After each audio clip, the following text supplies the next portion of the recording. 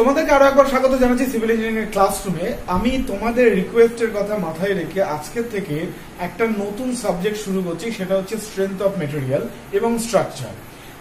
এই জায়গা থেকে মোটামুটি WBPSC এইতে কি ধরনের প্রশ্ন আসে সেই জায়গাটাকে নিয়ে একটাতে স্ট্রাকচার স্ট্রেংথ অফ মেটেরিয়ালকে একসাথে করেই আমি একটা পড়াবো আর কি। আজকে তার প্রথম ক্লাস। আমাদের সয়েল ফ্লুইড যেটা চলছে সেটা কিন্তু পাশাপাশি চলবে। তো চলো আজকে স্ট্রেংথ অফ মেটেরিয়ালের ইন্ট্রোডাক্টরি ক্লাস। তো আমরা প্রথম দিন যেটা পড়বো সেটা হচ্ছে সিম্পল স্ট্রেস স্ট্রেন চ্যাপ্টারটা। সিম্পল স্ট্রেস স্ট্রেন চ্যাপ্টারটা, এই চ্যাপ্টারটার মধ্যে কিন্তু অনেকটা কনসেপ্ট লুকিয়ে আছে এবং এই চ্যাপ্টারটাকে বোঝাটা কিন্তু খুব দরকার। কেন কি এই চ্যাপ্টারের বেস থেকে আমাদের যদি আমাদের সাবজেক্ট যে রিটেন এক্সামে সেখানে এক্সামে তোমার হচ্ছে কোয়েশ্চেন আসতে পারে, তার সাথে সাথে এই চ্যাপ্টারের কনসেপ্ট থেকে কিন্তু ইন্টারভিউতে প্রশ্ন আসে। আমার ইন্টারভিউতে কিন্তু এই চ্যাপ্টার থেকে প্রশ্ন করেছিল। সো বুঝতে পারছো, ইট ইজ ভেরি ইম্পর্টেন্ট এবং কনসেপচুয়াল চ্যাপ্টার হতে চলেছে। তো তোমরা এটা কিন্তু পড়ে ভালো করে মন দিয়ে এবং একদম এন্ড অবধি ভিডিওটাকে দেখে এবং ক্লাসটা খুব মন দিয়ে করো, ঠিক আছে? খুব কনসেপচুয়াল ক্লাস হতে চলেছে। এই যে স্টার্টিং এ আজকে যে পড়াবো সেগুলো আমি অলরেডি কিছু কিছু তোমাদেরকে পড়ার সময় পড়েছি। তো প্রথমে আমরা পড়বো যে এই স্ট্রেস স্ট্রেন, এই স্ট্রেস স্ট্রেন জিনিসগুলোকে আমরা পড়বো কেন, এটা হচ্ছে আমাদের মূল উদ্দেশ্য। কেন পড়বো কেন এটা আমাদেরকে প্রথমে জানতে হবে। দেখো, আমরা অ্যাজ এ সিভিল ইঞ্জিনিয়ার আমরা কি করি, আমরা স্ট্রাকচার ডিজাইন করি। সে ব্রিজ হতে পারে, বাড়ি হতে পারে, যে কোনো ধরনের ড্যাম হতে পারে, যে কোনো ধরনের আমরা স্ট্রাকচার ডিজাইন করি। আচ্ছা, স্ট্রাকচার ডিজাইন করার আমাদের প্রসিডিওরটা কি? স্ট্রাকচার ডিজাইন করার যে প্রসিডিওরটা সেটাকে যদি আমি খুব সোজা ভাষায় বলি, ধরো আমরা একটা বিল্ডিং ডিজাইন করব, ঠিক আছে? এই বিল্ডিংটা ডিজাইন করব। তো এই বিল্ডিং ডিজাইন করার প্রসিডিওর কি, যে এই বিল্ডিং এর ওপর কতটা লোড আসছে। লোড মানে কি, এর উপর এর ডেড লোড কতটা, মানে বিল্ডিং এর নিজস্ব ওজন একটা আছে, প্লাস এর উপর কত লোক চেপে আছে, বা বিল্ডিং এর উপর কোনো ইনস্ট্রুমেন্ট বসানো আছে না, বা বিল্ডিং এর উপর আরো কোনো এক্সট্রা লোড আসছে কিনা, বা আর্থকুয়েকের লোড, বাতাসের লোড, এই সমস্ত লোড, কত লোড এই বিল্ডিং এর উপর আসছে সেটা আমরা প্রথমে একবার জানবো। তাহলে আমরা জানবো লোড, কতটা লোড আমার স্ট্রাকচারের উপর আসছে।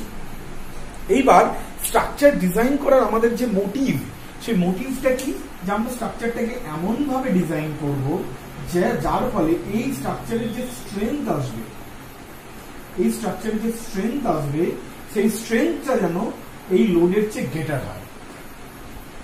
আমার এই স্ট্রাকচারটাকে আমি এমন ভাবে ডিজাইন করব যার যেটা কি, তার যে স্ট্রেংথ আসবে বা শক্তি আসবে, যে ক্ষমতা আসবে, সেটা যেন এই লোডের চেয়ে বেশি হয়। ওকে, সো এই যে স্ট্রেংথ, এই স্ট্রেংথ এবার আমি স্ট্রাকচারে কি করে বার করব? স্ট্রেংথ স্ট্রাকচারে বার করতে গেলে সর্বপ্রথম আমাদেরকে যে জিনিসটা করতে হয়, যে মেটেরিয়াল দিয়ে এই স্ট্রাকচারটা তৈরি, যেমন আমরা বিল্ডিং এর ক্ষেত্রে কি দিয়ে দেখেছি, কংক্রিট এবং স্টিলের কম্বিনেশন করে একটা মেটেরিয়াল হয়। সো যে মেটেরিয়াল দিয়ে এই বিল্ডিং তৈরি, বা এটা স্টিলের বিল্ডিংও হতে পারে, যেমন স্টিল ব্রিজ হয়। সো যে মেটেরিয়াল দিয়ে এই বিল্ডিং তৈরি হোক না কেন, সেই মেটেরিয়ালের একটা স্ট্রেংথ আছে, একটা ক্ষমতা আছে। সো তোমরা বুঝতেই পারছো যে ওই পয়েন্ট অফ ভিউ থেকে, civil engineering point of view থেকে, যে মেটেরিয়াল দিয়ে মালটা তৈরি হয়েছে বা এই স্ট্রাকচারটা তৈরি হয়েছে, সেই তোমার মেটেরিয়ালটার স্ট্রেংথটাকে জানাটা কিন্তু খুব দরকার। ওকে, বা বলা যেতে পারে যে সেই মেটেরিয়ালটা যখন তার উপর লোড আসে সে কিরকম বিহেভ করে সেইটা জানাটা কিন্তু খুব দরকার। বুঝতে পেরেছো ব্যাপারটা? ওকে, সো আমরা সেটা কিভাবে করি, তারপরে আমরা বুঝতে পারছি যে আমরা মেটেরিয়ালের, এই যে মেটেরিয়াল আমরা স্ট্রাকচারের জন্য ইউজ করব, সেই মেটেরিয়ালের স্ট্রেংথ জানাটা আমাদের civil engineering point of view থেকে খুব দরকার। সো আমরা যে চ্যাপ্টারটা পড়বো, যে সাবজেক্ট আজকে শুরু করছি, সেটার নাম আমরা দিয়েছি স্ট্রেংথ অফ মেটেরিয়াল। মানে মেটেরিয়ালের কত স্ট্রেংথ আছে তার সম্পর্কে একটা সম্ভব ধারণা আমরা এই সাবজেক্ট থেকে পাবো। ওকে, এবার দেখো, একটা মেটেরিয়ালের যে স্ট্রেংথ হয়, একটা মেটেরিয়ালের যে স্ট্রেংথ হয় বা শক্তি হয়, সেটাকে আমরা মাপবো কিভাবে? মেটেরিয়ালের ভেতরে ঢুকে গিয়ে তো তার কত স্ট্রেংথ আসছে সেটা তো আমরা বুঝতে পারি না। সো আমরা স্ট্রেংথটা মাপি একটা বাহ্যিক রিপ্রেজেন্টেশনের মাধ্যম দিয়ে। মানে ধরো আমি তোমাকে বোঝাই ব্যাপারটা, যেমন ধরো আমি ধরো কি বলবো, আমার পাকস্থলীর আয়তন কত, আমার পাকস্থলীর আয়তন কত, এটা ধরো আমার ভেতরে ঢুকে গিয়ে মাপা সম্ভব না। সাপোজ তুমি ধরো কোনো ইনস্ট্রুমেন্ট এখন আবিষ্কার হয়নি। সো আমরা একটা অন্যভাবে মাপতে পারি কি, আমি ধরো রসগোল্লা খেয়ে যাচ্ছি, কতগুলো রসগোল্লা খাওয়ার পর আমার আর খেতে ইচ্ছে করছে না, তার মানে আমার পাকস্থলী অলরেডি রসগোল্লা দিয়ে ভর্তি হয়ে গেছে। ক্লিয়ার? তাহলে আমি যদি এবার দেখলাম যে 10টা রসগোল্লা খাওয়ার পর আমার পেট ভর্তি হয়ে গেল, আর আমি খেতে পাচ্ছি না, তার মানে আমার পাকস্থলীর আয়তন ইকুয়াল টু 10টা রসগোল্লার আয়তনের সমান। বোঝা গেছে? মানে একটা ইনডিরেক্ট মেথড বা একটা অন্যভাবে বা একটা বাহ্যিকভাবে দিয়ে আমরা এই ভেতরটা মাপছি। এক্ষেত্রেও তাই, আমরা যে মেটেরিয়ালের স্ট্রেংথ মাপবো সেটাকে আমরা বাহ্যিক একটা প্রসেস দিয়ে এসে ভেতরে ঢুকবো। সেটা কিরকম? চলো আগে একটু আমরা দেখে নিই। ধরো এই একটা বস্তু আছে, এই একটা মেটাল, যে কোনো মেটাল বা যে কোনো ধরনের একটা বস্তু আছে। ক্লিয়ার? এবার এই বস্তুটাকে ধরো আমি এদিক দিয়ে একটা বল দিয়ে টানছি, একটা ফোর্স দিয়ে টানছি। ওকে, এবার কি এই যে বস্তুটা, যখনই কোনো বস্তুকে আমরা টানছি তখন কি হয়, পৃথিবীর প্রত্যেকটা বস্তুর একটা ধরন আছে বা একটা কি বলবো, একটা প্রপার্টিজ আছে বা একটা ধর্ম আছে, যেতে কি হয় যে যাতে হয় তোমার হচ্ছে সে কিন্তু তার স্টেবল অবস্থাতে থাকতে চায়। আমি এই নিয়ে বলেছি অলরেডি, সে স্টেবল অবস্থাতে থাকতে চায়। তাহলে বস্তুটাকে যখন টানছি, দ্যাট মিনস ওর ওপর একটা এক্সট্রা লোড আসছে। সেই কারণে কি হবে, এই বস্তু কি চলবে না, আমি এই লোডটাতে আমি লোডটার অ্যাকর্ডিংলি চলবো না। ঠিক আছে, আমি লোডটার অ্যাকর্ডিংলি চলবো না। মানে ধরো তুমি যখন বাসে দাঁড়িয়ে আছো, অল্প একটু ভিড় হচ্ছে, তোমাকে হালকা ঠেলা লাগছে, তুমি কিন্তু স্ট্রেট হয়ে দাঁড়িয়ে থাকবার চেষ্টা করো, তুমি উল্টে পড়বে না। তার মানে কিছুটা লোড আসছে, যে লোডটা তোমার সহ্য করার ক্ষমতা আছে তুমি কিন্তু সেই লোডটাকে সহ্য করে নিচ্ছ। সো এই লোডটার এগেইনস্টে এই মেটেরিয়ালের মধ্যেও একটা স্ট্রেংথ তৈরি হবে, বা এই মেটেরিয়ালের মধ্যেও একটা রেজিস্ট্যান্স তৈরি হবে। যে বল আসছে সেই বলটাকে প্রতিরোধ, বা যে ফোর্স আসছে সেই ফোর্সটাকে প্রতিরোধ করবার জন্য এর মধ্যে একটা তোমার হচ্ছে একটা রেজিস্ট্যান্স তৈরি হবে। ঠিক আছে, সেই রেজিস্ট্যান্সটা কিরকম, ধরো আমি এখান থেকে একটা সেকশন কেটে নিলাম, বা এইটুকুকে কেটে এই পার্টটাকে আলাদা করে দিলাম, আমরা এখন টুকরোটা ধরে এইটুকু। তাহলে সেখানে যদি আমরা দেখি তাহলে দেখতে পাবো যে এই ফোর্সটা তো বস্তুটাকে এদিকে টানবার চেষ্টা করছে, তাহলে এই লেয়ার বরাবর কেটে দেওয়ার ফলে সেই লেয়ারটা হলে সেইখানে বস্তুর মধ্যে এরকম একটা, ঠিক এই ফোর্সের উল্টো দিকে একটা রেজিস্ট্যান্স ফোর্স কাজ করছে, বা একটা রেজিস্ট্যান্স স্ট্রেস কাজ করছে, বা রেজিস্ট্যান্স একটা বল কাজ করছে। ক্লিয়ার? এই যে রেজিস্ট্যান্স বল, এই রেজিস্ট্যান্স বলটাই হলো বেসিক্যালি স্ট্রেস। বল না, সেটা স্ট্রেস, মানে আমরা হচ্ছে in terms of force per area, unit এরিয়াতে বল। ঠিক আছে, বল বলেই বলছি, পরে আমি ওটাতে আসছি। তাহলে এই যে ফোর্স, এই ফোর্স যদি তার পরিমাপ যদি আমার এফ হয়, মানে এফ ফোর্স দিয়ে যদি আমি ওদিকে টানছি, তাহলে এদিকে যে রেজিস্ট্যান্স বল আসছে সেই টোটাল বলটা যদি আর হয়, তাহলে কি হবে, আমরা যতটা বল দিয়ে টানবো ঠিক ততটা পরিমাণ বল বস্তুর নিজের মধ্যেও ফিল করবে, বা ততটা পরিমাণ বল দিয়ে বস্তু সেই স্ট্রেসটাকে থামিয়ে দেওয়ার চেষ্টা করবে। ওকে, so F will be equals to R. F will be equals to R. আচ্ছা, এটা কতক্ষণ চলবে? যতক্ষণ না পর্যন্ত এখানে এরকম একটা ব্রেকেজ আসে, বা ফেলিওর প্লেন তৈরি হতে স্টার্ট করে, বা ফেল করতে স্টার্ট করে। ফেল করা মানে কি, ধরো ফেল করে গেল মানে ধরো এই পোর্শনটা ছিঁড়ে বেরিয়ে চলে গেল, এই বস্তুর সাথে এটার কোনো কানেকশন নেই, ছিঁড়ে গেল। যখনই বস্তুটা ছিঁড়ে যাবে, মানে এখানে একটা ফেলিয়ার হয়ে যাবে বস্তুটার মধ্যে, যখন বস্তুটা ফেলিয়ার হয়ে গেল তখন কিন্তু এই ফোর্সটা একমাত্র ডমিনেটিং হয়ে গেল, এই ফোর্সটা এই পোর্শনটাকে টেনে নিয়ে যেতে আর কোনো বাধা থাকলো না, আর বাধা দেওয়ার মতন আর কেউ থাকলো না। ওকে, দেন কি হবে, দেন আমার হয়ে যাবে আর ইকুয়ালস টু 0 হয়ে যাবে, তাই তো? আর যখন ফেলিওর স্টার্ট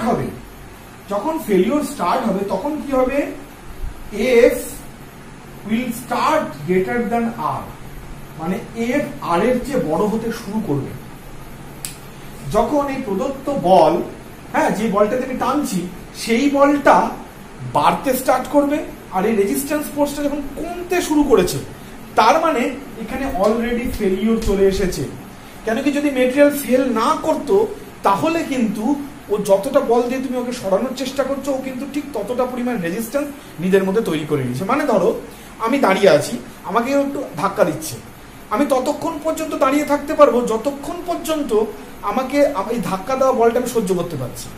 ঠিক আছে, তার মানে আমি দাঁড়িয়ে আছি, বলও পড়ছে আমার উপর, আমাকে ধাক্কা দিচ্ছে, আমি দাঁড়িয়ে আছি, তার মানে কি, আমি যে ভেতরে যে স্ট্রেংথ তৈরি করেছি, বা তার এগেন্সটে যে প্রতিরোধ ক্ষমতা তৈরি করেছি, সেই প্রতিরোধ ক্ষমতার আমার ওপর আসা বল দুটো ইকুয়াল আছে, সেই জন্য আমি দাঁড়িয়ে থাকতে পারছি।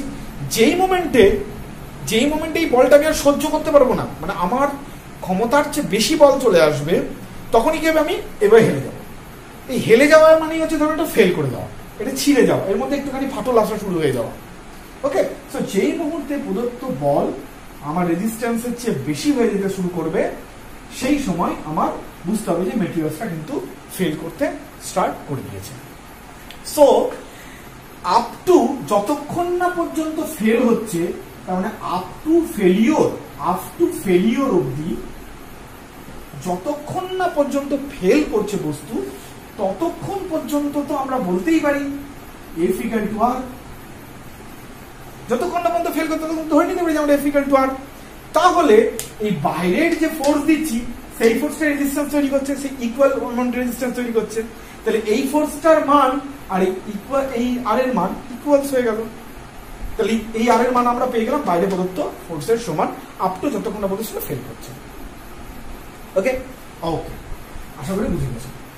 এবার আমরা এই ফোর্সটাকে মাপি কি করি, এই রেজিস্ট্যান্স ফোর্সটাকে আমরা মাপি কি করি? রেজিস্ট্যান্স ফোর্সটাকে আমরা মাপি, বুঝে গেলাম resistance force equals to F। তাহলে F কে যদি মাপি, তাহলে আমার উল্টো করে রেজিস্ট্যান্স ফোর্স মাপা হয়ে যায়। তো এই ফোর্সটা তো শুধু এইখানে কাজ করছে না, ফোর্সটা তো হতে পারে যে পুরো এরিয়া জুড়ে কাজ করছে।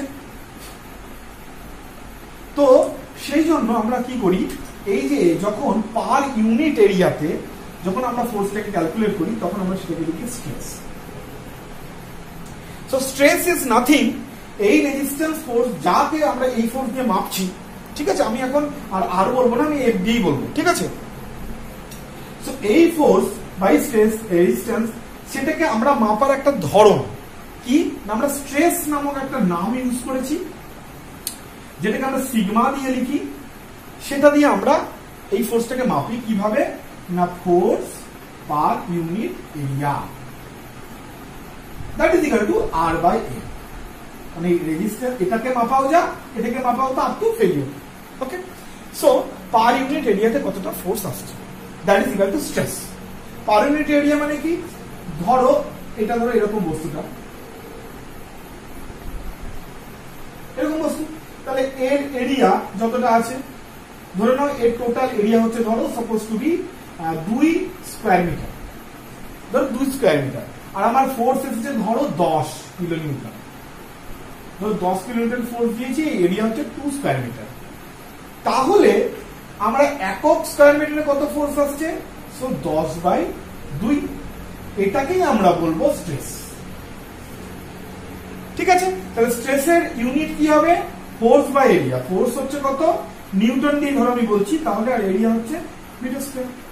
তাহলে নিউটন পার মিটার স্কয়ার বা kilo newton per metre square, যা ভাবে লিখো না কেন তুমি, উপরে ফোর্স বাই এরিয়া। এটা হচ্ছে স্ট্রেসের ব্যাপার, বোঝা গেছে আশা করি। আচ্ছা, এবার যেটা ঘটনা সেটা হচ্ছে এই যে স্ট্রেস, এই স্ট্রেসটা আমাদের এখানে যে পড়াশোনাটা হবে, সেটা মূলত 3 ধরনের স্ট্রেস নিয়ে আমরা পড়ব। আপাতত এই চ্যাপ্টারে আমরা যে ধরনের পড়াশোনা করব, সেখানে আমরা 3 ধরনের স্ট্রেস পড়ব। 3 ধরনের স্ট্রেস কি কি? সেই 3 ধরনের স্ট্রেস, সেই 3 ধরনের স্ট্রেস হচ্ছে,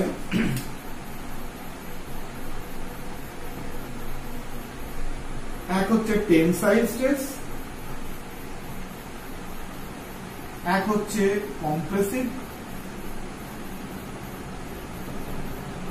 আর আরেকটা হচ্ছে শিয়ার। সো এগুলো কি, এগুলো কি? এবার যেহেতু আমি তোমাকে বললাম স্ট্রেস আমরা মাপি বাইরের টার্ন দিই, বাইরের ফোর্স নিয়ে আমরা স্ট্রেসকে মাপি, তাহলে বুঝতে পারছি বাইরে অ্যাপ্লাইড হওয়া ফোর্সের ধরনের উপর স্ট্রেসের ধরন নির্ভর করবে। তাহলে এই ফোর্স যে ধরনের হবে, আমাদের স্ট্রেস সেই ধরনের হবে, নামকরণ সেই ধরনের হবে। সেই অ্যাপ্লাইড ফোর্সের ধরনের অনুযায়ী আমরা স্ট্রেসকে 3 ভাগে ভাগ করেছি। ঠিক আছে, এইগুলো নামগুলো তোমরা খুবই ইজিলি তোমরা জানো, আমাকে এটা বলতে থেকে খুব একটা বড় সড়ো কিছু করতে হবে না, it is very easy. So tensile force মানে কি, যখন এই একটা বস্তু আছে, আর ফোর্স দুটো লেয়ারে ফোর্সটা এইভাবে কাজ করছে, অর্থাৎ বস্তুকে এইভাবে টেনে, টেনসাইল মানে কি টেনে মানে বাড়িয়ে দেওয়ার চেষ্টা করা হচ্ছে বা ইলংগেশনের চেষ্টা করা হচ্ছে। সো এই ধরনের ফোর্স যখন অ্যাপ্লাই করা হয়, ঠিক আছে, যেগুলো এই প্লেনের সাথে নরমাল, যেগুলো এই প্লেনের সাথে নরমাল, নরমাল মানে কি, এই প্লেনের সাথে 90 ডিগ্রি কোণ করে আছে, ঠিক আছে, বা যেটাকে আমরা অ্যাক্সিয়াল ফোর্সও বলি, এটাকে আমরা অ্যাক্সিয়াল ফোর্সও বলি, মানে একদম মিডল অ্যাক্সিস বরাবর আমাদের কাজ করছে। সো দিস ইজ নরমাল বা অ্যাক্সিয়াল ফোর্স। কি নরমাল কেন বলে, কারণ এই প্লেনের সাথে 90 ডিগ্রি অ্যাঙ্গেল করে আছে। আচ্ছা, এই ফোর্সটা তাহলে এটাকে আমরা বলি টেনশন, যখন টানার মতন হচ্ছে, যখন এই জিনিসটা উল্টে যাবে, উল্টে যাবে মানে কি, উল্টে যাবে মানে কি, যখন এই ধরনের হবে, ধরো আমি দুদিক থেকে প্রেসার দিচ্ছি একই রকম, মানে এর সাথে 90 ডিগ্রি কোণ করে আছে, মানে নরমাল স্ট্রেসই আছে, বাট আগে টেনসাইল ইন নেচার ছিল, এখন কম্প্রেসিভ ইন নেচার হয়ে গেছে, তাহলে দেন আমরা ওটাকে বলবো কম্প্রেসিভ স্ট্রেস। ওকে, তাহলে সেটাকে আমরা বলবো কম্প্রেসিভ স্ট্রেস। ক্লিয়ার? তাহলে দুটোকে আমরা কি একসাথে বলতে পারি না? দুটোই বেসিক্যালি অ্যাক্সিয়াল অথবা নরমাল, নরমাল স্ট্রেস, দুটোই টেনসাইল হোক বা কম্প্রেসিভ হোক, দুটোই বেসিক্যালি নরমাল স্ট্রেস। কেন কি, এটা প্লেনের সাথে 90 ডিগ্রি অ্যাঙ্গেল করে এই স্ট্রেসটা বা এই ফোর্সটার জন্য তৈরি হচ্ছে স্ট্রেসটা। যে ফোর্সটা এখানে অ্যাপ্লাইড হচ্ছে, যার জন্য এর ভেতরে স্ট্রেস তৈরি হচ্ছে, সেটা এই প্লেনের সাথে 90 ডিগ্রি অ্যাঙ্গেল করে পড়ছে। সেটা দুটো ধরনের, একটা টেনসাইল হয়, এটা এল টি না, ঠিক আছে, টেনসাইল এন্ড কম্প্রেসিভ হয়। ওকে, নাও আরেকটা পড়ে গেল শিয়ার। শিয়ার কি? শিয়ারকে আমরা আজকে একটু অন্যভাবে দেখব। আচ্ছা, আমরা কি বললাম, ধরো আমি টেনসাইল দিয়ে বোঝাই, তাহলে তোমাদের একটু বুঝতে সুবিধা হবে। ধরো এখানে একটা টেনসাইল ফোর্স কাজ করছে, এদিকে একটা টেনসাইল ফোর্স কাজ করছে, ঠিক আছে, তাহলে আমি এরকম একটা সেকশন ধরলাম, যেটা আগের ক্ষেত্রে করলাম, তো এই সেকশনে কোন দিকে ফোর্স আসবে, এইদিকে ফোর্স আসবে, মানে এই বলের জন্য যে টানটা আসছে, সেই টানটাকে রেজিস্ট করার জন্য এদিকে একটা আর ফোর্স আসবে। সিম্পল। ওকে, নাও এই প্লেন, এই যে প্লেন, যখন আমরা এই প্লেনে কনসিডার করছি, আচ্ছা এই রেজিস্ট্যান্স ফোর্স তৈরি হয় কেন, এটা আমি আগে একবার বলতে, আবার রিপিট করছি, কেন রেজিস্ট্যান্স ফোর্সটা তৈরি হয়? কেন কি, আমরা জানি যে কঠিন বস্তুর মধ্যে, এটা সলিড, তো সলিড বস্তুর মধ্যে এই যে মলিকুল গুলো দিয়ে সলিড তৈরি হয়, সেই মলিকুল গুলোর মধ্যে অ্যাট্রাকশন ফোর্স বা cohesion force is very high. দুটো একটা বস্তুর বস্তুর মধ্যে, নিজের মলিকুল গুলোর মধ্যে যে আকর্ষণ বল থাকে, সেটাকে আমরা বলি কোহেশন ফোর্স। সো এই সলিড মেটেরিয়ালের মধ্যে বা কঠিন বস্তুর মধ্যে the intermolecular force, the intermolecular attraction force, হ্যাঁ, যেটাকে কোহেশন ফোর্স বলে, সেটা ইজ ভেরি হাই। এবং সেই কোহেশন ফোর্স, যেমন ফ্লুইডের ক্ষেত্রে তোমার হচ্ছে যে কি বলে, ভিসকোসিটি দিচ্ছিল, যেতে দিচ্ছিল না, ঠিক এখানেও তাই। এই যখন বস্তুটাকে টানা হচ্ছে, ওই ইন্টারমলিকুলার ফোর্স বা ওই কি বল কোহেশন ফোর্স এইটাকে কিন্তু যেতে দেবে না। তাহলে যদি আমরা এই প্লেন বরাবর দেখি, এই ফোর্সটার জন্য যদি আমরা এই প্লেন বরাবর স্ট্রেস দেখি, তাহলে দেখতে পাবো যে এরকম উল্টো দিকে একটা ফোর্স কাজ করছে, ঠিক আছে, তখন আমরা সেটাকে বলবো স্ট্রেস টেনসাইল অথবা কম্প্রেসিভের মধ্যে, নরমাল স্ট্রেসের মধ্যে ফেলে দেবো। বাট যদি আমরা এই বরাবর না দেখে, যদি আমরা এই বরাবর স্ট্রেসটাকে না দেখে এই প্লেন বরাবর দেখি, এই বরাবর ধরো দুটো প্লেন আমি কল্পনা করছি, এটা একটা প্লেন, এটা একটা প্লেন, দুটো প্লেন কল্পনা করছি, ঠিক যেভাবে আমাদের আর কি ফ্লুইডের কেসটা হয়েছিল। এখানে এই ফোর্সটা কি করবে, এটাকে টানতে, মানে একদম উপরের লেয়ারটা বেরিয়ে যেতে চাইবে, ঠিক তার যে অ্যাডজেসেন্ট লেয়ার, সেই লেয়ারটা এদিকে আসতে চাইবে, তাহলে এই উপরের লেয়ারটা এদিকে যেতে চাইবে, আর ঠিক তার অ্যাডজেসেন্ট লেয়ারটা যেতে দেবে না, মানে উল্টো দিকে আসতে চাইবে, যেটা আমাদের ফ্লুইডের ক্ষেত্রে হয়েছিল। তো এই ধরনের যে স্ট্রেস, যেটা এই প্লেনের সাথে ট্যানজেনশিয়ালি তৈরি হচ্ছে, আগের ক্ষেত্রে কি হয়েছিল, আগের কেসটা এই প্লেনের সাথে প্যারালালি যে স্ট্রেস তৈরি হয়েছিল, সেটাকে আমরা টেনসাইল অথবা কম্প্রেসিভের মধ্যে ফেলে দিয়েছি।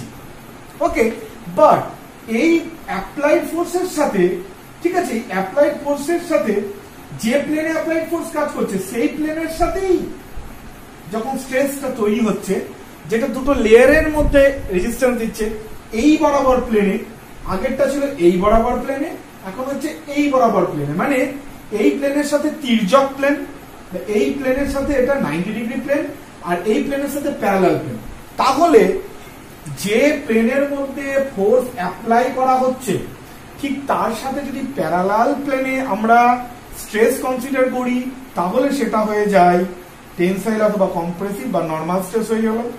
আর যদি যে প্লেনে আমার ফোর্স কাজ করছে তার সাথে 90 ডিগ্রি অ্যাঙ্গেলে বা তির্যক বরাবর যদি আমরা প্লেন কনসিডার করে তার উপর স্ট্রেস কনসিডার করি, তাহলে সেটা হয়ে যায় শিয়ার। ওকে, তাহলে শিয়ারটা বুঝে গেলে যে শিয়ার কি। তাহলে যে কোনো কিছুর মধ্যে শিয়ার কিন্তু তৈরি হবে, একটা ফোর্স অ্যাপ্লাইড হলে বস্তুর মধ্যে কিন্তু শিয়ার তৈরি হবে।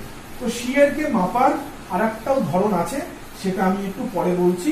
তার আগে আমরা এইটার আগের মাপগুলো পড়ে নিই। তাহলে বুঝে গেল তিনটে কি জিনিস, টেনসাইল ফোর্স কি, কম্প্রেসিভ ফোর্স কি, শিয়ার কি, আমরা বুঝে গেলাম। ওকে, এবার এগুলোর মাপা ঝোঁকা নিয়ে কিছু কিছু টার্মিনোলজি সম্পর্কে আমরা পড়বো, এগুলোর মাপা ঝোঁকা নিয়ে। তো প্রথমেই যেটা আসছে সেটা হচ্ছে, ধরো এই একটা বস্তু, ঠিক আছে, এই বস্তুর উপর এফ ফোর্স কাজ করেছে। তাহলে আমরা প্রথম যে টার্মিনোলজিটা পেলাম সেটা হচ্ছে স্ট্রেস। স্ট্রেস ইকুয়াল টু কি হলো, এফ বাই এ। ঠিক আছে, ওকে। এবার এর সাথে সাথে আরেকটা জিনিস হবে, যদি এই বস্তু টানার ফলে বস্তুটা একটুখানি ইলংগেশন হবে, তো ইলংগেশন হবে। ঠিক আছে, ধরে নিচ্ছি আগের ওর লেন্থ ছিল L0 আর ইলংগেশনটা হলো হচ্ছে ধরে নাও ডেল এল পরিমাণ ইলংগেশন হলো। ঠিক আছে, তাহলে এই যে ইলংগেশন হলো, ইলংগেশন হওয়াটাকে আমরা বলি বস্তুর মধ্যে ডিফরমেশন বা স্ট্রেন এলো। ঠিক আছে, তাহলে এটাকে যখন বস্তু অ্যাক্সিয়াল ফোর্স হওয়ার জন্য এরকম লঙ্গিটিউডিনালি বা অনুদৈর্ঘ্যভাবে বা লঙ্গিটিউডিনালি যদি কোনো বস্তুর মধ্যে স্ট্রেন আসে, তখন আমরা সেটাকে বলি লঙ্গিটিউডিনাল স্ট্রেন।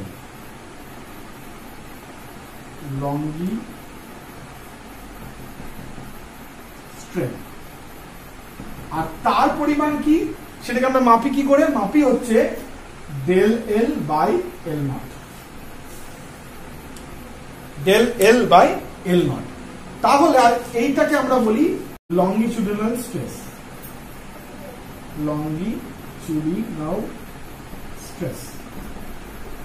তাহলে একটা জিনিস বুঝতে পারলে, ওই যে কম্প্রেসিভ স্ট্রেস যেটা ছিল, ঠিক আছে, বা তোমার হচ্ছে টেনসাইল স্ট্রেস যেটা ছিল, সেটাকে আমরা যখন শুধুমাত্র একটা ডাইমেনশন বরাবরই নিচ্ছি, শুধুমাত্র একটা ডাইমেনশন বরাবরই নিচ্ছি, ওকে, তখন তার নাম আমরা দিই লঙ্গিটিউডিনাল স্ট্রেস। ভালো করে বোঝো, লঙ্গিটিউডিনাল স্ট্রেস। আর তার জন্য বস্তুর মধ্যে যে বিকৃতি হয় বা স্ট্রেন আসে, সেইটার নাম দিই আমরা লঙ্গিটিউডিনাল স্ট্রেস। সেই বিকৃতিকে মাপি কিভাবে, কতটা পরিমাণ চেঞ্জ হলো লেন্থের, divided by total length, del L by L naught. Okay, আবার ধরো এই সেম জিনিসটা কি হতে পারে, হতে পারে যে তোমার ধরো এদিকে আমি টানলাম, যদি আমরা পেস্টটাকে 3D তে দেখি, 3D তে দেখলে কি হবে,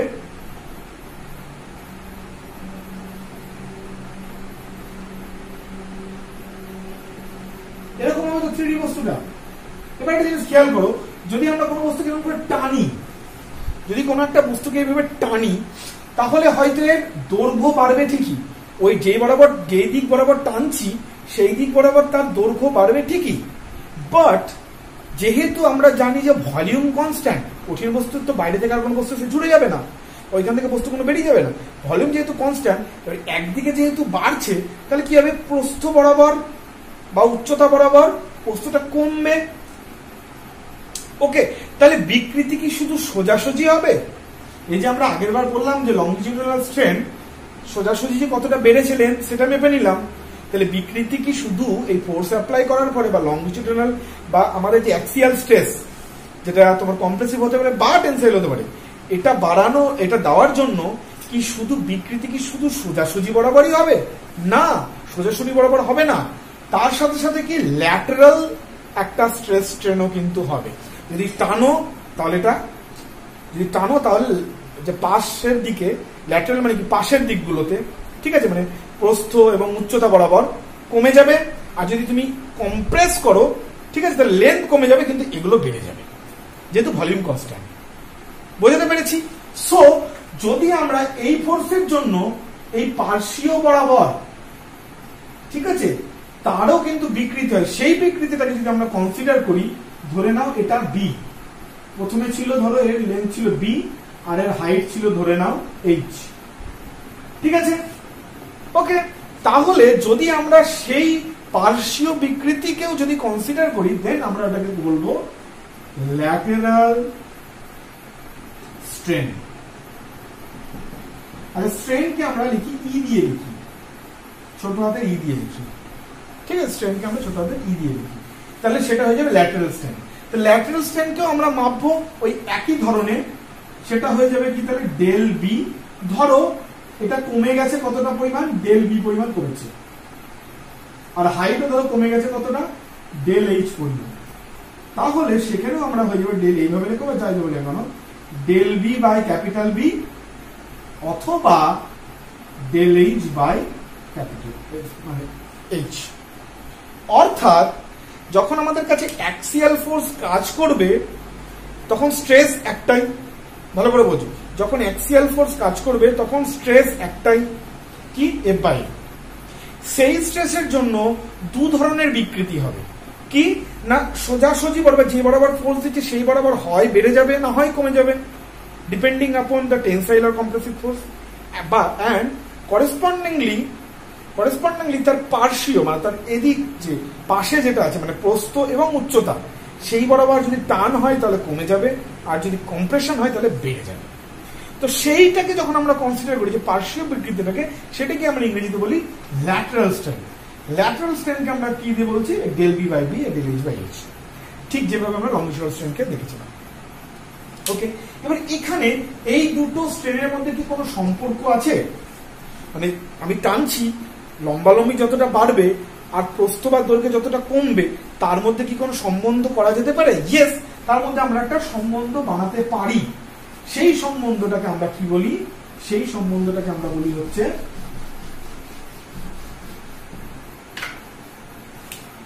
পয়সন রেশিও, যেটাকে আমরা লিখি হচ্ছে মিউ দিয়ে, কি লিখি? মিউ দিয়ে। সো আমরা একটা নতুন টার্ম পেলাম, which is called Poisson ratio. Poisson ratio. Poisson ratio তাহলে কি? Poisson ratio হচ্ছে lateral strain divided by longitudinal strain.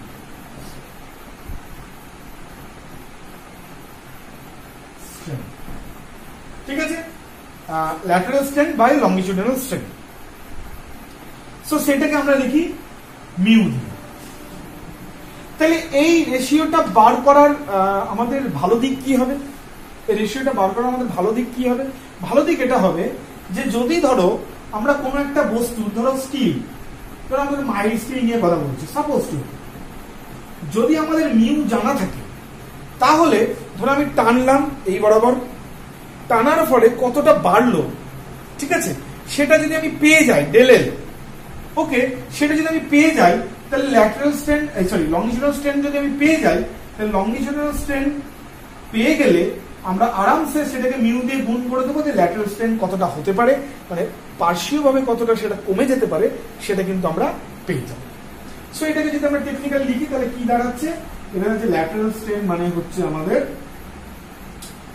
Del B by B, আর হচ্ছে লংজিটিউডাল স্ট্রেন হচ্ছে কত? ডেল এল বাই এল, বা এটাকে তোমরা এটাও লিখতে পারো ডেল এইচ বাই এইচ, নিচে হচ্ছে ডেল এল বাই এল। ওকে, আচ্ছা স্ট্রেনের ইউনিট কি? স্ট্রেনের ইউনিট এটা আসছে প্রশ্ন, ইউনিট হচ্ছে এটাও লেন্থ, সো লেন্থ কেটে যাবে, so it will be unitless. So strain is a unitless dimension, unitless একটা কোয়ান্টিটি। ওকে, এটা প্রশ্ন আসতে পারে স্ট্রেনের ইউনিট কি, স্ট্রেন ইজ ইউনিটলেস। ওকে, তাহলে আমরা পয়জন রেশিও থেকে কি পাই, ধরো তোমার কোন একটা ল্যাটারাল স্ট্রেন জানা থাকলো, তুমি লংজিটিউডাল স্ট্রেন বার করতে পারবে, লংজিটিউডাল স্ট্রেন জানা থাকলে ল্যাটারাল স্ট্রেন বার করতে পারবে।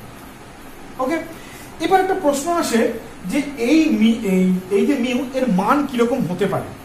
ওকে, তো এর মান সবসময়, মিউ এর মান সবসময় 0.5 এর চেয়ে কম হয়, 0.5 এর চেয়ে কম হয়। ঠিক আছে, মানে তোমার যতটা বাড়ছে এদিকে, সেই বেড়ে যাওয়ার যে রেশিও আর এদিকে যে কমে যাওয়ার যে রেশিও, তার রেশিওর যে বিকৃতির যদি রেশিও করে তাহলে সেটা 0.5 এর চেয়ে কম হয়। থিওরিটিক্যালি মানটা হয় -1 টু +0.5, আর প্র্যাকটিক্যালি দেখতে পাচ্ছ না, প্র্যাকটিক্যালি মানটা হয় 0 to 0.5। এইখান থেকে কিন্তু প্রশ্ন হয়, পিএসসি যেইতেও প্রশ্ন হয়, এসএসসি যেইতেও হয়, এইতেও হতে পারে, এখান থেকে কিন্তু প্রশ্ন হতে পারে। বলে যে থিওরিটিক্যালি পয়জন রেশিওর মান কত হতে পারে, that will be -1 to 0.5। Okay, but practical যে মেটেরিয়ালস গুলো আমরা দেখি সেখানে মান কিন্তু 0 to 0.5 হতে পারে, 0 to 0.5। ঠিক আছে, কারণ এই 0-র নিচে আমাদের এমনি মেটেরিয়ালের ক্ষেত্রে নামবে না। ওকে, সো দিস ইজ, এটা হচ্ছে ইয়ে। আচ্ছা, এখানে আরেকটা প্রশ্ন হয় যে কংক্রিটের আমরা কেন কি দুটো মেটেরিয়াল ইউজ করি সাধারণত, আমাদের সিভিল ইঞ্জিনিয়ারিং এর সাধারণত দুটো মেটেরিয়াল আমাদের কাজে লাগে, হচ্ছে কি কংক্রিট অ্যান্ড স্টিল। সো তোমাকে কিন্তু প্রশ্ন করতে পারে যে স্টিলের পয়জন রেশিও কিরকম। তো স্টিলের পয়জন রেশিও আমার যত মনে পড়ছে 0.27 থেকে 0.3, 0.27 থেকে 0.3 এর মধ্যে স্টিলেরটা হয়। প্লিজ মানে তোমরা বই থেকে এটা কারেক্ট করে নেবে যদি আমি ভুল বলে থাকি। ঠিক আছে, কেন কি আমি উইকিপিডিয়া না, আমার মাথার মধ্যে সব মনে থাকে না। ঠিক আছে, তো তবে স্টিলের হয় সাধারণত 0.27 থেকে 0.30, এটা স্টিলের পয়জন রেশিও। ওকে, আর কংক্রিটের ক্ষেত্রে মিউ তোমার হয় সম্ভবত 1 থেকে 0.12 অবধি। Please make it correct, check করে নেবে। দুটো জিনিস হবে, তোমার বই দেখাও হয়ে যাবে, ফলে ওটাও ভালো হবে, প্লাস এটা চেক হয়ে যাবে। ওকে, বইটা খোলা হয়ে যাবে, এটা চেক হয়ে যাবে। সো এটা হচ্ছে পয়জন রেশিও। এবার যে নেক্সট প্রশ্ন যেটা আমাদের কাছে সামনে আসে, আচ্ছা দাদা এই যে যেটা তুমি বললে এই পয়জন রেশিও, এই পয়জন রেশিও নিয়ে কি সব ক্ষেত্রে এটা করা যাবে? মানে যত দূর আমি যত ইচ্ছা লোড চাপাই, সব লোডের জন্যই কি এই পয়জন রেশিও সত্য? মানে ব্যাপারটা হচ্ছে কি, যে ধরো আমি একটা বস্তুর ওপর, আমি একটা এরকম একটা বস্তু নিলাম, সেই বস্তুর ওপর ধরো আমি 5 কিলোমিটার লোড চাপালাম। ঠিক আছে, আবার এই বস্তুটার উপর ধরো আমি একবার 10 কিলোমিটার চাপালাম, আবার তারপরে ধরো 100 কিলোমিটার চাপালাম। তাহলে সব লোডের ক্ষেত্রেই, লোডিং এর ক্ষেত্রেই কি পয়জন রেশিওর মানকে আমি একই রেখে কাজ করতে পারি? The answer will be no. সব লোডিং এর ক্ষেত্রে হবে না। লোডিং মানে কি, সব স্ট্রেস কন্ডিশনের ক্ষেত্রে হবে না। তো তার মানে কি, তার মানে একটা জিনিস বুঝতে হবে যে এই যে স্ট্রেস এবং এই যে স্ট্রেন, তার পিছনে যে আমরা এই যে টার্মিনোলজিগুলো ইউজ করব, সেই টার্মিনোলজিগুলোর কিন্তু একটা লিমিটেশন আছে। মানে আমরা একটা পোর্শন পর্যন্ত লোডিং কন্ডিশনের জন্য আমরা ইউজ করতে পারবো। তো সেটা কি? তো সেই জন্য আমাদেরকে একটা জিনিস জানতে হবে, সেই জিনিসটা হচ্ছে স্ট্রেস এবং স্ট্রেনের কি রিলেশনশিপ। একটা বস্তুর মধ্যে স্ট্রেস এবং স্ট্রেনের কি রিলেশনশিপ।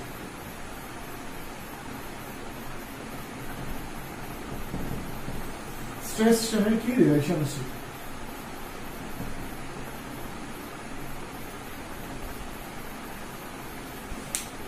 রিলেশনশিপ হচ্ছে মোস্ট ইম্পর্টেন্ট জিনিস। ঠিক আছে, শুধু সিভিল ইঞ্জিনিয়ারিং এ নয়, নিজের লাইফেও। ঠিক আছে, সো এটাকে ভালো করে জানাটা খুব ইম্পর্টেন্ট। ঠিক আছে, এই জিনিসটাকে খুব ভালো করে জানতে হবে কিন্তু।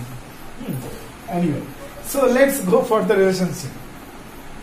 তো রিলেশনশিপ পড়তে গিয়ে আমরা প্রথম একটা লয়ের পড়বো, ল, যেটাকে আমরা বলি হুকস ল।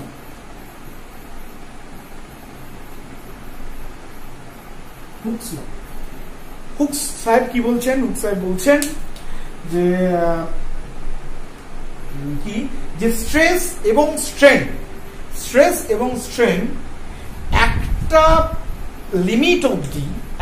লিমিট অবধি কিন্তু দুজনের সাথে দুজনের যে সম্পর্ক সেটা লিনিয়ার প্রপোর্শন হয়।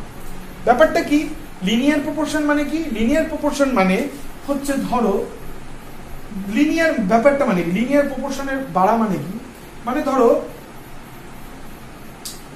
আমি একটা বস্তুর ওপর যতটা এদিকে একটা কোয়ান্টিটি বাড়াচ্ছি, ঠিক বস্তুটা ততটাই এদিকেও বেড়ে যাচ্ছে, এদিকেও ততটা বাড়ছে। ধরো মানে কি বলবো, এই যে আমি কোনো পাকস্থলীর যে উদাহরণ দিলাম, মানে দুটো রসগোল্লা খেলে ঠিক দুটো রসগোল্লার সমানই পাকস্থলীর আয়তনও কিন্তু ভরে যায়। ওকে, মানে মাঝখানে কোনো স্ট্রেস, মানে কি আমি যতটা এদিকে ইনপুট দিচ্ছি ওখানে ঠিক ততটাই ভরে যাচ্ছে।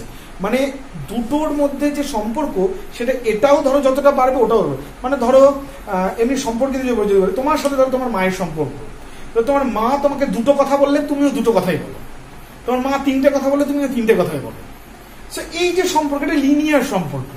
এটাকে যদি তুমি গ্রাফে প্লট করো দেখবে এরকম ভাবে, মানে তুমি দুটো কথা বললে মা দুটো কথা বলবে। তোমার এটা ধরো 1, এটা ধরো 2, এটা ধরো 3, এখানে ধরো এটা 1, এটা ধরো 2, এটা ধরো 3। তাহলে তুমি যখন একটা কথা বলছো, এটা 1, এটা ধরো 2, এটা ধরো 3, তাহলে কি তুমি যখন একটা কথা বলছো তোমার মাও একটা কথা বলছে, তুমি যখন দুটো কথা বলছো তোমার মাও দুটো কথা বলছো, তুমি যখন তিনটে কথা বলছো তোমার মাও তিনটে কথা বলছে।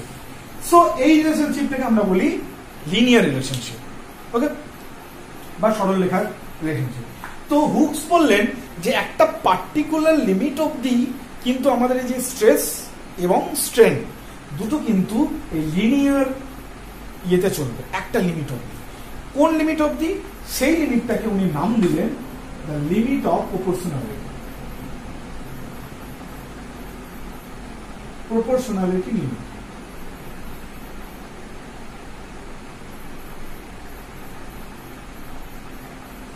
লিমিট অফ প্রপোর্শনালিটি, ঠিক আছে। তাহলে হুকস ল কি পেলাম? হুকস ল বললো stress always will be varies to strain, ঠিক আছে, up to the limit of proportionality. Proportionality limit অবধি স্ট্রেস স্ট্রেন কিন্তু দুজনের উপর ডিরেক্টলি ভ্যারি করবে। মানে কি আমরা যদি লিখি ম্যাথমেটিক্যালি তাহলে আসবে হচ্ছে স্ট্রেস ভ্যারিজ স্ট্রেন, সমানুপাতে বাড়বে। ওকে, তাহলে ইয়ে তুলতে গেলে কি করতে হয়? আমি এবার এটাকে ইয়ে দিয়ে লিখবো, তাহলে এটাকে দিয়ে আমি লিখতে হবে, তাহলে এটাকে আমরা লিখতে হবে কি করে? স্ট্রেস ইকুয়াল টু একটা আমাকে কনস্ট্যান্ট ঢোকাতে হবে, সেই কনস্ট্যান্টটাকে আমি ধরো সমস্ত ই দিয়ে লিখি, then it will be E into strain কে আমরা করি ই। এই যে কনস্ট্যান্ট এইটাকে আমরা বলি মডিউলাস অফ ইলাস্টিসিটি।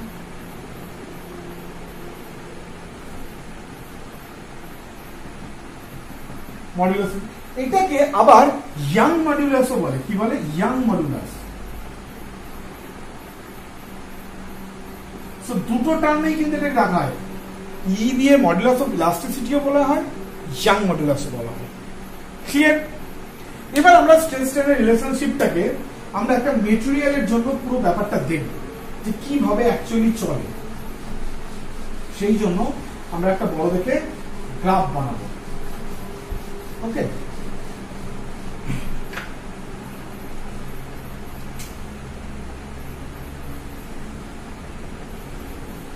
একটা বড় দেখে আমরা গ্রাফ বানাচ্ছি।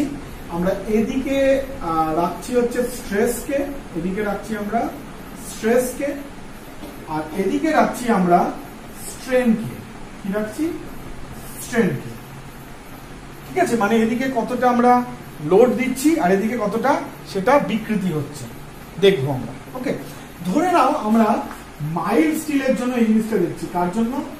মাইল্ড স্টিলের জন্য। না প্রশ্ন হতে পারে যে দাদা মাইল্ড স্টিল কেন? কেন কি মাইল্ড স্টিলের ক্ষেত্রে এই যে স্ট্রেস স্ট্রেন রিলেশনশিপের যে যতগুলো অবস্থা আমরা পাই, বলতে পারো তার সমস্ত অবস্থাগুলি আমরা মাইল্ড স্টিলে দেখতে পাই।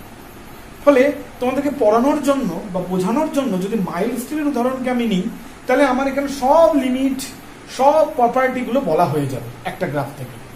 ওকে, so that's why you are taking mild steel. Mild steel আর অন্যান্য স্টিলের মধ্যে পার্থক্য কি সেগুলো আমরা পরে করবো। তাহলে আমরা দেখতে পাবো কি, যেটা হুকস বলেছিল যে আমাদের এখান থেকে ধরো শুরু হলো, আমি আস্তে আস্তে স্ট্রেন বাড়াচ্ছি, স্ট্রেস বাড়ছে, স্ট্রেন বাড়াচ্ছি, স্ট্রেস বাড়ছে, বাড়তে বাড়তে একটা অবধি এসে এটা লিনিয়ার রিলেশনশিপে পেলাম। যেই অবধি এটা লিনিয়ার রিলেশনে পেলাম সেটাকে আমি যদি আমি পয়েন্ট এ দিই, তাহলে পয়েন্ট এ হচ্ছে কি, পয়েন্ট এ হচ্ছে প্রপোর্শনালিটি লিমিট।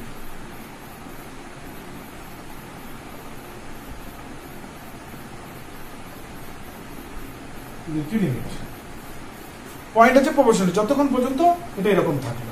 ওকে, এরপরে একটা স্টেট আসবে যখন বস্তুটা এই লিনিয়ার রিলেশনশিপকে ব্রেক করে যাবে, বাট এই পয়েন্ট অবধি এসে, যেটাকে আমি ধরো বি পয়েন্ট নাম দিলাম, বি পয়েন্ট অবধি বস্তুটা এরকম অবস্থায় থাকবে যে বস্তুটাকে আমি ধরো টানলাম, ছেড়ে দিলাম, ও আবার আগের ভলিউমে চলে এলো বা আগের শেপে চলে এলো। ঠিক আছে, তো এই পয়েন্ট অবধি যদি বস্তুকে আমরা স্ট্রেস দিই, মানে এতটা স্ট্রেস যদি আমরা বস্তুকে দিই, ততক্ষণ অবধি বস্তুটা এই নেচার দেখাবে যে তাকে যতই আমি টানি না কেন, ছেড়ে দিলে ও আগের শেপে ফিরে যায়। বাট এই পয়েন্টের পর যদি আমরা আরেকটু স্ট্রেস দিই, তাহলে কিন্তু বস্তু আর আগের শেপে ফিরে আসবে না। So this point is called elastic limit. This point is called elastic limit.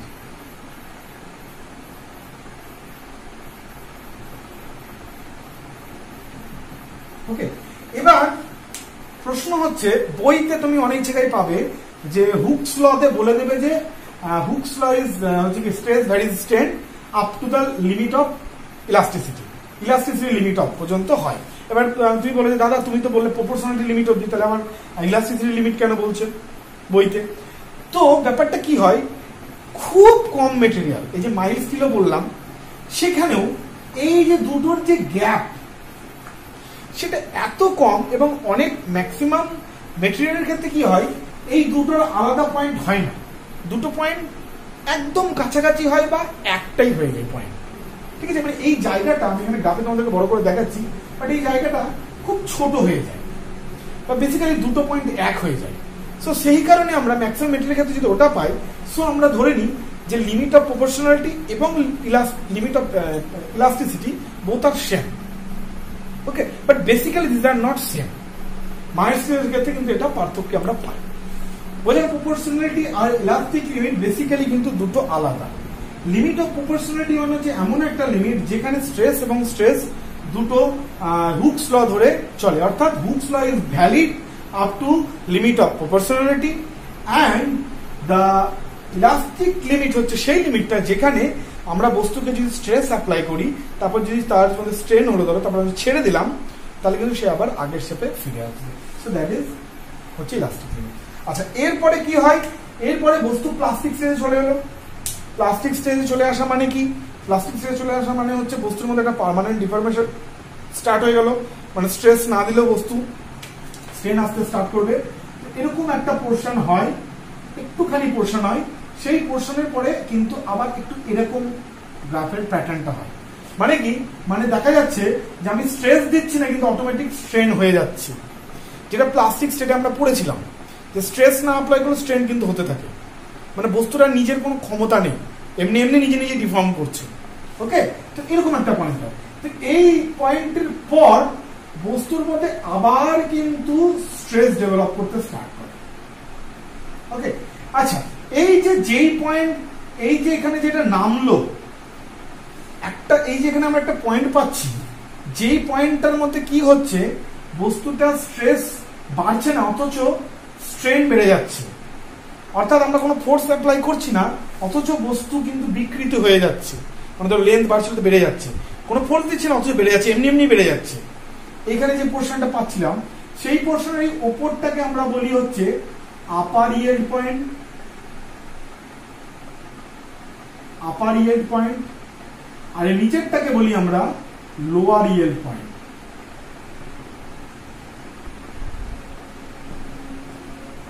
বুঝতে পারছো, মানে ইয়েল্ডিং হচ্ছে। ইয়েল্ডিং মানে কি? ইয়েল্ডিং ও এক ধরনের মানে হচ্ছে বলতে পারো হচ্ছে বিকৃত হয়ে যাও। ইয়েল্ডিং কথাটা একটা মানে বিকৃত হয়ে যাওয়া, ঠিক আছে? তো কি বিকৃত হচ্ছে না, বস্তুটা এমনি এমনি বিকৃত হচ্ছে উইদাউট অ্যাপ্লাইং এনি স্ট্রেস, ঠিক আছে? স্ট্রেন হয়ে যাচ্ছে। তো তারপরে এই পয়েন্টটা আসার পরে আবার কিন্তু বস্তু স্ট্রেংথ গেইন করতে স্টার্ট করে, করতে করতে করতে করতে একটা পয়েন্টে যায় যেখানে বস্তুর স্ট্রেংথ ম্যাক্সিমাম হয়। এটাকে যদি আমি সি পয়েন্ট ধরি, তো C point is equal to ultimate stress, ultimate stress, ultimate stress. এতদূর পর্যন্ত বস্তু ম্যাক্সিমাম স্ট্রেস নিতে পারে। তারপরে কি হয়? তারপরে হয় বস্তুর মধ্যে নেক ফর্মেশন। আমাদের তো মাইলস রড নিয়ে করি, তার মধ্যে নেক ফর্মেশন শুরু হয়ে যায়। অর্থাৎ রডটা যদি ধরে এরকম থাকে, এই বরাবর অংশে ধরে নেক ফর্মেশন শুরু হয়ে, মানে কি এরকম পাতলা হতে স্টার্ট করবে, এরকম পাতলা হতে স্টার্ট করবে। ক্লিয়ার? এই পয়েন্টের পর যে ফোর্স আমরা অ্যাপ্লাই করছি, ঠিক আছে, সেই ফোর্সটা কিন্তু আর বস্তু নিতে পারে না, মানে কমতে স্টার্ট করছে। সেই ফোর্সটা নিতে পারে না, বস্তু কিন্তু সেটা ছাড়ে যাচ্ছে এবং একটা পয়েন্টের পরে এসে ব্রেকিং হয়ে যায়, ব্রেক করে যায়, বস্তু ফেল করে যায়। এই যে এখানে স্ট্রেসটা কমছে, মানে স্ট্রেস নিতে পারছে না, সেই আমরা যেটা পড়েছিলাম প্রথমের দিকে পড়লাম যে যখন অ্যাপ্লাইড ফোর্সের চেয়ে রেজিস্ট্যান্স যখন কমতে শুরু করে, তখন কি হয়? অ্যাপ্লাইড ফোর্সের চেয়ে রেজিস্ট্যান্স কমতে শুরু করছে, মানে কি বস্তুর মধ্যে ফেলিওর স্টার্ট হয়ে গেছে। এক ধরনের ফেলিওর স্টার্ট হয়ে গেছে। তাহলে এরকম কন্ডিশন আমরা দুটো জায়গায় পাচ্ছি, একটা এই জায়গাটাই পাচ্ছি, একটা এইখানে একদম আলটিমেট পাচ্ছি। এই জায়গাটা তার মানে এখানেও একটা এমন কিছু ফেলিওর ঘটছে, সেটাকে আমরা বলছি প্লাস্টিক স্টেটে চলে যাচ্ছে, ইলাস্টিক স্ট্রেস ফস করে, মানে বস্তুর মধ্যে পার্মানেন্ট ডিফরমেশন হয়ে যাচ্ছে, মানে একটা টাইপ অফ ফেলিওর। এখানে গিয়ে আর একটা টাইপ অফ ফেলিওর হচ্ছে, যেখানে বস্তুটা একদম পুরো ভেঙে যাচ্ছে। So this is called breaking stress. Breaking stress. Okay? এই হচ্ছে ব্রেকিং স্ট্রেস। এবার একটা জিনিস বলি, এই যে আমরা এখানে যে স্ট্রেসের যে বললাম কনসেপ্ট নিলাম, এই স্ট্রেস কনসেপ্টটা কিন্তু ইঞ্জিনিয়ারিং স্ট্রেস।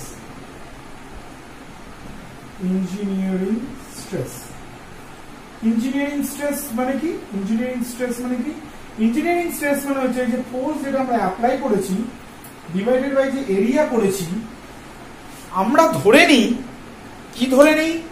যে এই থ্রু আউট দ্য এক্সপেরিমেন্ট, এই যে আমি যতই টেনে যাচ্ছি, রডটাকে তো আমরা বেসিক্যালি একটা ইউনিভার্সাল টেস্টিং মেশিনে দিয়ে এমন করে টানি, যতই টেনে যায় ধরে নিই যে এই যে রড বা যে ইয়েটা, তার এরিয়ার কোনো পরিবর্তন হবে না। অর্থাৎ টানলেও এই পার্শ্বীয় ভাবে কিন্তু সেটা কমবে না। কিন্তু অ্যাকচুয়ালি কি সেটা হয় না? অ্যাকচুয়ালি কি হয়? আমরা যত টানি পার্শ্বীয় ভাবে কমে যায়। আমরা একটু আগে বললাম পার্শ্ব বিকৃতির কথা। সো আমরা এই এক্সপেরিমেন্টের ক্ষেত্রে ধরে নিই যে এই through out the experiment the area, এই যে এরিয়াটা কিন্তু কনস্ট্যান্ট আছে, অর্থাৎ এরিয়ার কোনো পরিবর্তন নেই, অর্থাৎ পার্শ্ব বিকৃতি হয়নি। এই বিকৃতির শুধুমাত্র অনুদৈর্ঘ্য বা শুধুমাত্র লঙ্গিটিউডিনাল স্ট্রেন এসেছে, কোন রকম ল্যাটারাল স্ট্রেন আমরা কনসিডার করিনি, দিয়ে আমরা এই গ্রাফটা পেয়েছি। যদি আমরা ট্রু এটাকে আমরা বলি ইঞ্জিনিয়ারিং স্ট্রেস, যদি আমরা ট্রু স্ট্রেস নিতাম, তাহলে কি হতো? F by area. এবার ট্রু এরিয়াটা কি হবে? যত স্ট্রেস বাড়বে এরিয়া কমতে শুরু করবে, ফলে এই এরিয়াটা কমতে শুরু করতো, আর এটা কমা শুরু মানে কি হচ্ছে? ট্রু স্ট্রেস কিন্তু বেশি হতো। এটা কমে যাওয়া মানে কি? ট্রু স্ট্রেস আরো বেশি। ক্লিয়ার? ট্রু স্ট্রেস আরো বেশি আসতো, মানে এটা আরো বেশি হবে। ওকে, এবং ট্রু স্ট্রেসের ক্ষেত্রে কিন্তু এই ধরনের ঘটনা কিন্তু ঘটবে না। কেন ঘটবে না? এখানে কেন এরকম মনে হচ্ছে যে স্ট্রেস বাড়ছে, এটা কমে গেছে, কি জন্য ঘটছে? কেন কি আমরা লোড দিচ্ছি, লোডের অনুযায়ী কিন্তু এরিয়া কমিয়ে নিচ্ছে। যেহেতু আমরা এরিয়াটাকে কনস্ট্যান্ট ধরে রেখেছি, সেই জন্য কি হচ্ছে, মনে হচ্ছে স্ট্রেস কমে যাচ্ছে, কিন্তু বেসিক্যালি ও যখন লোড বাড়ছে মেটেরিয়াল কিন্তু ওর নিজের কমিয়ে নিচ্ছে। সে যদি আমি ট্রু স্ট্রেস স্ট্রেন দিয়ে যদি আমি রিলেশনশিপটা করি না, তাহলে কিরকম হয় বলতো, তাহলে এটা এরকম ধরে কিছুটা এক যাবে, এক যাওয়ার পর এরকম বাড়বে না, এক দিয়ে এই এরকম, ওখানে কিন্তু এরকম কমার ব্যাপারটা থাকবে না। কেন কমার ব্যাপারটা থাকবে না?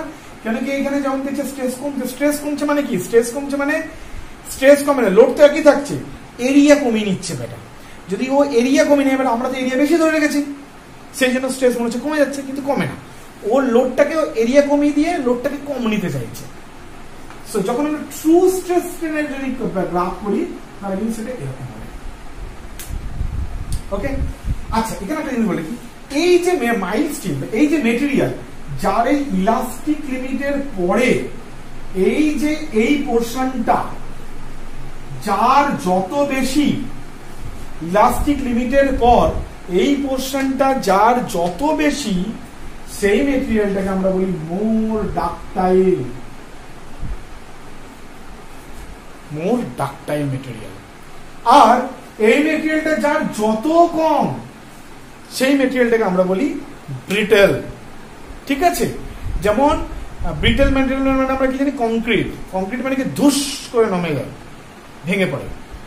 আর স্টিল কি, মাইল্ড স্টিল কি, এখান থেকে আমরা বুঝতে পারছি যে এই পোর্শনটা কিন্তু অনেকটা বড়। So mild still is a ductile material. ফলে স্টিল আমাদের সিভিল ইঞ্জিনিয়ারিং কনস্ট্রাকশনের জন্য খুব ভালো হয়। কেন? স্টিল কিন্তু একবার হুশ করে ভেঙে যায় না, এই লিমিট পড়ে যাওয়ার পরেও ও অনেকটা কিন্তু ডিফর্ম করে। এবং আমরা সাধারণত যে ওয়ার্কিং স্টেট মেথডে আমরা কিন্তু মেটেরিয়ালের স্ট্রেংথ এই অবধি নিই, ইলাস্টিক লিমিট অবধি নিই, as per working state method. Elastic limit অবধি আমরা কিন্তু মেটেরিয়ালের স্ট্রেংথকে কনসিডার করি। এই যে এরপরে যদি আমরা বেসিক্যালি স্ট্রেস বাড়াই বা লোড বাড়াই, মেটেরিয়াল কিন্তু ফেল করবে না, বাট আমরা ধরি না তবু। ঠিক আছে, সেই জন্য লোহার ফেলিওর কম হয় রাদার দেন কংক্রিটের ফেলিওর বেশি হয়। তবাস করে ভেঙে পড়ে গেল কংক্রিট। বুঝতে পেরেছ কেন? কেন কি লোহা বা স্টিল এরপরে অনেকটা পোর্শন দেয়। এবার যেহেতু ডিজাইন মোটামুটি আমরা এই পর্যন্তই করি, ফলে কংক্রিট যখন এই অবধি আসবে ভেঙে পড়ে যাবে, কিন্তু স্টিল কিন্তু এখানে এসে ভেঙে পড়বে না। এই জন্যই ওভার রেনফোর্স তোমার, তারপর হচ্ছে আন্ডার রেনফোর্স, এই কনসেপ্টগুলো এসেছে। এগুলো আমি যখন আরসিসি পড়াবো তখন পড়বো। বাট এই গ্রাফটা বোঝাটা, being and civil engineer is very very important, very very important. Okay, so আজকে এইটুকুই। নেক্সট দিন এরপর থেকে আমরা আবার শুরু করব। আরো কিছু আছে, ভলিউমেট্রিক স্ট্রেন আছে, হ্যান্ড আছে, তেন আছে, অনেক কিছু আছে, সেগুলো নিয়ে আস্তে আস্তে পড়বো একটু একটু করে। ওকে, তবে আজকের ক্লাসটা কিন্তু খুব ইম্পর্টেন্ট, খুব কনসেপচুয়াল ক্লাস। তোমরা দরকার পড়লে ভুলে গেলে আবার দেখবে, বই খুলে একবার মিলিয়ে নেবে আমি ঠিক বলছি কিনা। ঠিক আছে, আমি কিন্তু বলি তোমরা ইউটিউবে যে যার লেকচারই দেখো না কেন, বারবার করে একটা কথা বলি, প্লিজ বইটা খুলে একবার দেখে নাও। কেন কি হতে পারে পড়াতে গিয়ে আমরা কেউ কোনো মাস্টারমশাই মানে পণ্ডিত নয়। ঠিক আছে, তুমিও বিটেক করেছো, আমিও বিটেক করেছি। ঠিক আছে, সো আমরা আলাদা করে কিছু আমাদের মধ্যে এসে পড়েনি। সো পড়া থেকে কোথাও ভুল হতে পারে, বই চেক করে নেবে কিন্তু অবশ্যই। ওকে, ঠিক আছে, তো চলো এই গেল আজকের অবধি। আমরা নেক্সট ক্লাসে আবার আমাদের দেখা হচ্ছে। হ্যাঁ, ততক্ষণের জন্য আর জানাবে স্ট্রেংথ অফ মেটেরিয়াল পড়তে তোমাদের কেমন লাগছে বা আমি কেমন পড়াতে পারছি, সেটা জানালে আমার খুব ভালো লাগবে। যারা নতুন তারা চ্যানেলটাকে সাবস্ক্রাইব করো, আর কি বেল আইকনটাকে ক্লিক করে দাও, নোটিফিকেশন অল করে দাও, যাতে আমার কোনো ভিডিও তোমার মিস না হয়। ওকে, আর সবাইকে অনুরোধ রইল আমার ভিডিওটাকে লাইক শেয়ার করো, বন্ধুদের সাথে শেয়ার করো, এটুকুই। ওকে, চলো আবার নেক্সট ভিডিও দেখা হচ্ছে।